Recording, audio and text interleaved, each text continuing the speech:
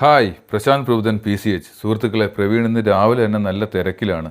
കല്യാണ ഡേറ്റ് അടുത്ത് വരികയാണ്. അത് കൂടാതെ തന്നെ ഒരുപാട് തിരക്കും കാര്യങ്ങളായിട്ട് നിൽക്കുകയാണ്.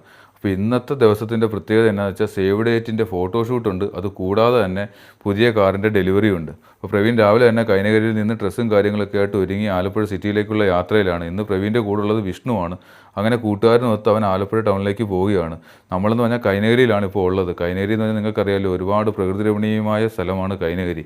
അപ്പോൾ പാടത്തിൻ്റെ നടുവിലൂടെയുള്ള റോഡുകളും പുഴകളുടെ സൈഡിലൂടെയുള്ള റോഡുകളും ഒക്കെയാണ് കൈനഗരിയുടെ പ്രത്യേകത. അങ്ങനെ പാടത്തിൻ്റെ നടുക്കുള്ള റോഡിലൂടെ അവർ യാത്ര ചെയ്ത് ഇപ്പോൾ നമ്മൾ എത്താൻ പോകുന്നത് പുഴയരികിലേക്കാണ്. അങ്ങനെ മുട്ടേപ്പാലം, നല്ല ഹൈറ്റുള്ള പാലമാണ്. മുട്ടേപ്പാലം കയറി ഇറങ്ങുന്ന സീനാണ് ഇപ്പോൾ നിങ്ങൾ കണ്ടുകൊണ്ടിരിക്കുന്നത്. ഇവിടുന്നുള്ള കാഴ്ച വേറെ ലെവൽ തന്നെയാണ്.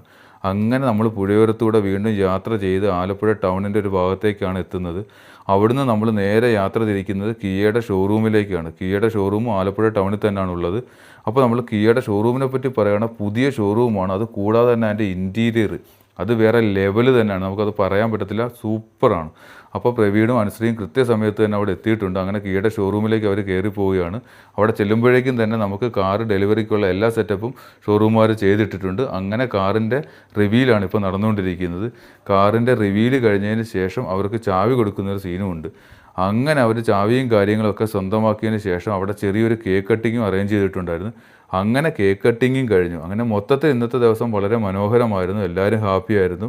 അപ്പോൾ അങ്ങനെ കേക്ക് കട്ടിങ്ങും കഴിഞ്ഞു, കാറും സ്വന്തമായി, ഫോട്ടോഷൂട്ടും കഴിഞ്ഞു. അപ്പോൾ അടുത്ത വീഡിയോയിലൂടെ നമുക്ക് വീണ്ടും കാണാം. ഉന്മാദം ഉച്ചിയിൽ പൂക്കട്ടെ.